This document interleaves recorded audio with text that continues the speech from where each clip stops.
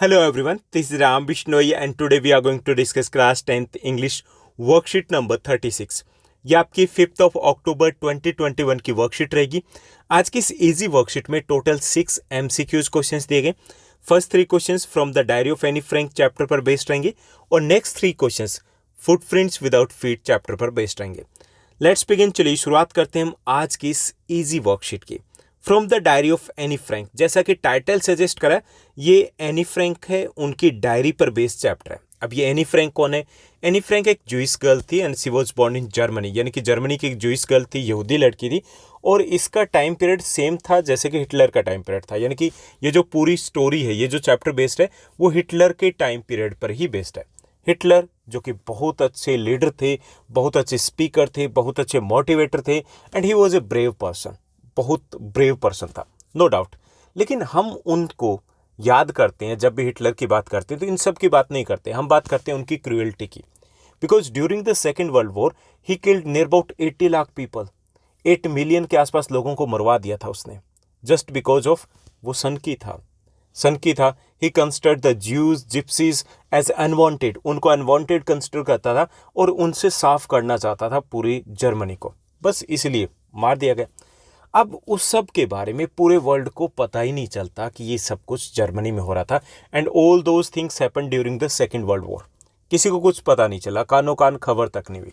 ये सब कुछ पता चला after the end of the second world war, जब खत्म हो गया तब पता चला कि ऐसा कुछ हुआ था जर्मनी में सेकेंड वर्ल्ड वॉर में।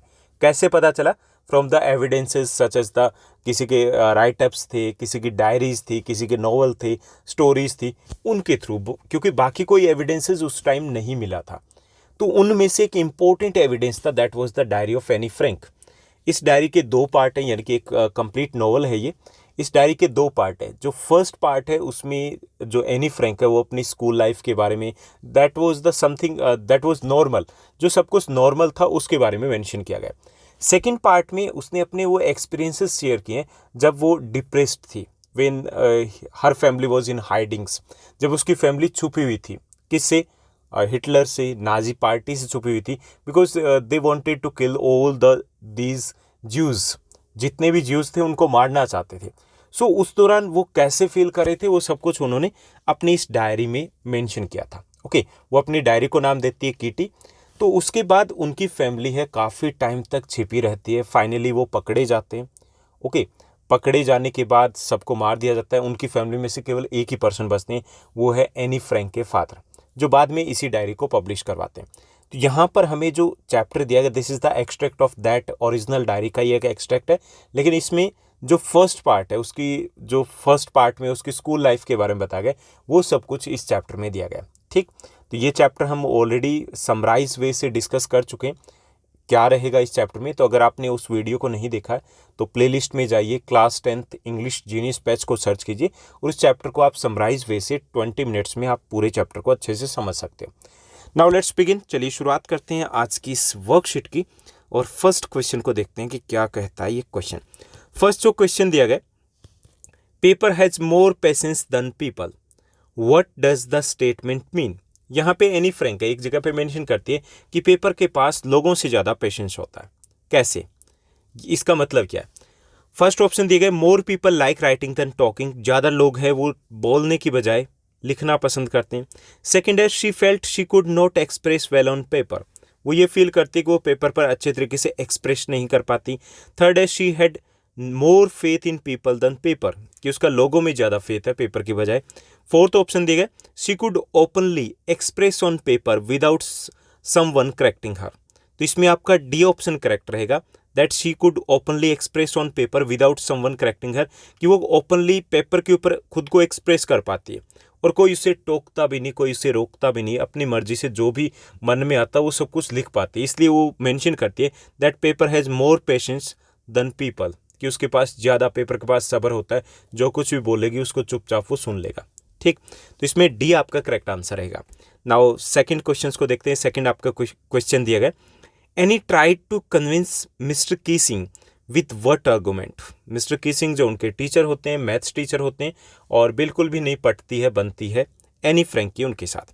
तो यहाँ पे Anne try to convince Mister Keesing with that what argument, कि वो कन्विंस करने की कोशिश करती है, क्योंकि मिस्टर कीसिंग है वो तंग होते हैं एनी फ्रैंक की जो टॉकेटिव हैबिट के कारण, कि लगभग वो बोलती रहती है क्लास में। ओके, लेकिन एंड में वो उसको, अपने टीचर्स को, मिस्टर कीसिंग को कन्विंस कर लेते हैं।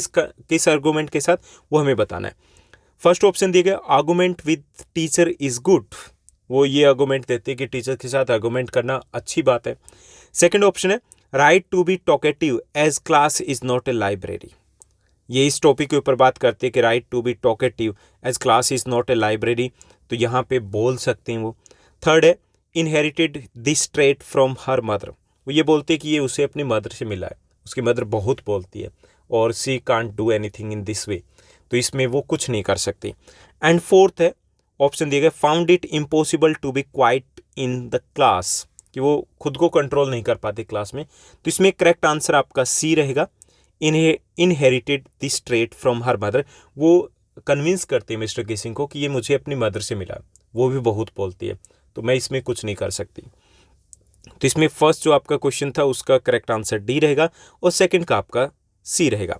थर्ड क्वेश्चन दिया गया how did Anne feel when Mister Keesing punished her the third time, third time Mister Keesing है उसको पनिशमेंट देते हैं और थर्ड टाइम उसको ऐसे राइट करना होता है। ओके, तो तब वो कैसा फील करते हैं। फर्स्ट ऑप्शन है was not happy to write 3 essays on the same topic, वो खुश नहीं होते कि एक ही सेम ही टॉपिक के ऊपर उसे 3 एसेज मिल गए। She didn't enjoy making fun of Mr Keesing, अब उसे और मज़ा नहीं आ रहा था मिस्टर कीसिंग का मजाक उड़ाने में या फिर उस पनिशमेंट को पूरा करने में। Was worried that she had no more ideas, वो वरीड थी कि अब उसके पास कोई और आइडियाज़ नहीं था उस टॉपिक के ऊपर ऐसे लिखने के लिए।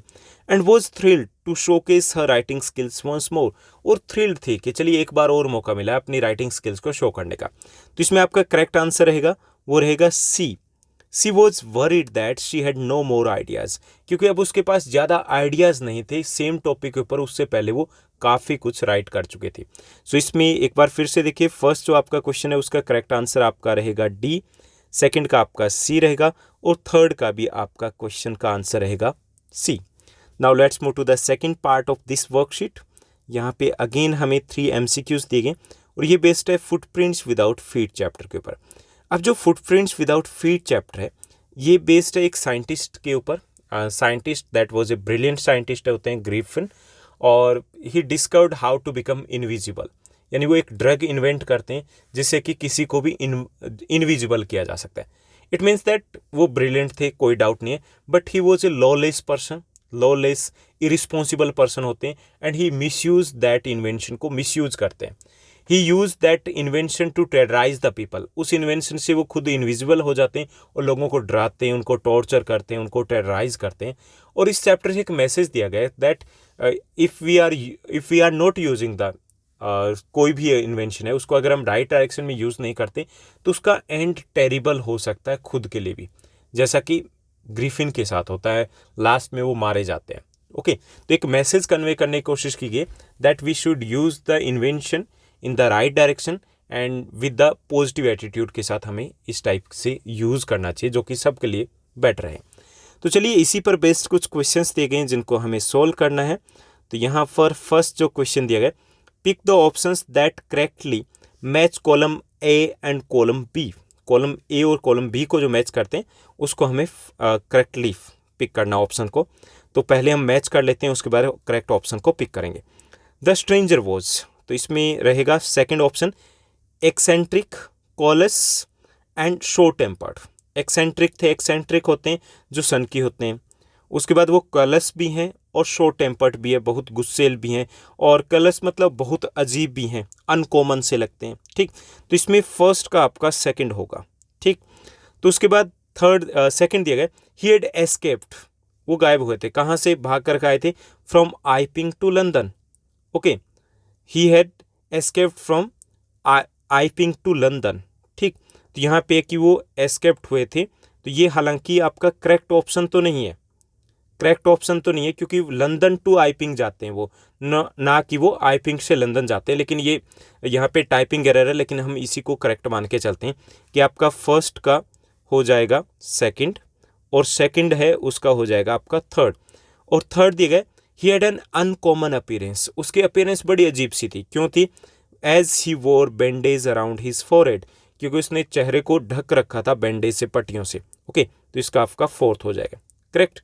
तो चलिए अब देखते हैं कि कौन से में है। तो इसमें ऑप्शन आपका डी करेक्ट रहेगा, फर्स्ट का सेकंड, सेकंड का थर्ड, थर्ड का फोर्थ। और यहाँ पे थोड़ा सा करेक्शन होना है कि फ्रॉम लंदन टू आइपिंग, ये रहेगा।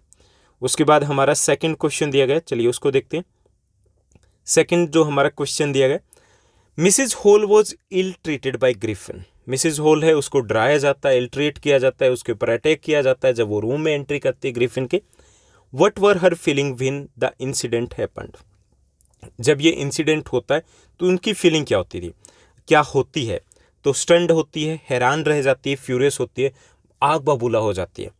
शॉक्ड एंड आउटरेज्ड, शॉक्ड रह जाती है और आउटरेज गुस्सा होती है। आउटरेज गुस्सा होती है और नर्वस फील करती है। स्टन्ड हैरान रह जाती है, दंग रह जाती है। एजिटेटेड उत्तेजित होती है। तो हालांकि ज़्यादातर जो ऑप्शन है वो सेम मीनिंग के साथ है। ओके, क्लियरली इसमें एक चीज़ ही क्लियरली चैप्टर में मेंशन की गई, सी वॉज शॉक्ड। लेकिन दूसरा क्या है, तो इन वर्ड्स में से हमें फाइंड आउट करना है, तो उसमें डी करेक्ट आंसर रहेगा। सी वॉज एजिटेटेड, एजिटेटेड में सब कुछ आ जाएगा। सी वॉज उत्तेजित थी, थोड़ी सी नर्वस थी, और लेकिन वो नॉर्मल नहीं थी। She wanted to take the revenge like that. Okay, तो डी करेक्ट आंसर रहेगा, she was stunned and she was agitated. Okay, उसके बाद थर्ड आपका क्वेश्चन दिया गया, थर्ड क्वेश्चन है, the boy were surprised to see bare footed footprints in London. जो boys हैं, इस चैप्टर के शुरुआत में बताया गया कि वो देखते हैं कि लंदन की सड़कों के ऊपर एक फुटप्रिंट्स के निशान थे जिनको वो फॉलो करते हैं। They felt that the footprints were, वो क्या फेल्ट करते हैं, उनको क्या लगता है कि वो किस चीज़ के फुटप्रिंट्स थे, ऐसा क्या लगता है? ये चैप्टर में आपके एनसीईआरटी की बुक में कहीं पर भी मेंशन नहीं है, हमें गैस करना है कि उनको क्या लगा होगा। तो फर्स्ट इसमें आपका दिया गया those of A mysterious man, कि वो ये सोचते हैं कि मिस्टीरियस मैन के। ओके, सेकंड है अ फिगमेंट ऑफ इमेजिनेशन, इमेजिनेशन मतलब कि सिर्फ काल्पनिक है ये। ओके, उसके बाद सी है of a man who was invisible, कि वो ये सोचते हैं कि एक इनविजिबल पर्सन है, उसके ये फुटप्रिंट्स है। And D seen due to some magic trick, उन्हें ये लगता है कि मैजिक ट्रिक के कारण है। ओके, तो इसमें जो आप अगर देखोगे तो इसमें ये दो तो वो सोच नहीं सकते, it was not easy to imagine that कि कोई इनविजिबल भी हो सकता है। ओके, बिकॉज उससे पहले कोई हुआ नहीं था। And a figment of imagination की ये सिर्फ कल्पना हो सकती है, कि वो सिर्फ माइंड में ही उनको दिख रहा है, ऐसा भी नहीं सोच सकते, because they were not just one person कि उसको दिख सकता है। तो इसमें डी आपका करेक्ट आंसर रहेगा, seen due to the some magic trick, उनको ऐसा लगता है कि कुछ मैजिक वगैरह चल रहा है, उस मैजिक ट्रिक के कारण ऐसा हो रहा है। हालांकि एनसीईआरटी में ऐसा कुछ नहीं दिया गया, हमें गैस करना है कि उनको क्या लगा था। तो डी आपका करेक्ट आंसर रहेगा। तो इसमें एक बार फिर से देखिए, जो फर्स्ट है उसका आपका यानी कि फोर्थ सेकंड पार्ट का जो फर्स्ट है उसका करेक्ट आंसर आपका डी रहेगा, और जो सेकंड क्वेश्चन है उसका भी करेक्ट आंसर डी रहेगा, और तो थर्ड क्वेश्चन है उसका भी करेक्ट आंसर आपका डी रहेगा। तो ये थी आज की आपकी इजी वर्कशीट। आई होप सब कुछ आपको अच्छे से समझ में आया होगा। अगर आपको ये वीडियो, ये वर्कशीट अच्छी लगी तो इस वर्कशीट को लाइक और शेयर ज़रूर कीजिएगा। आज के लिए बस इतना ही। Thank you, bye bye, have a nice day. मिलते हैं नेक्स्ट वीडियो में।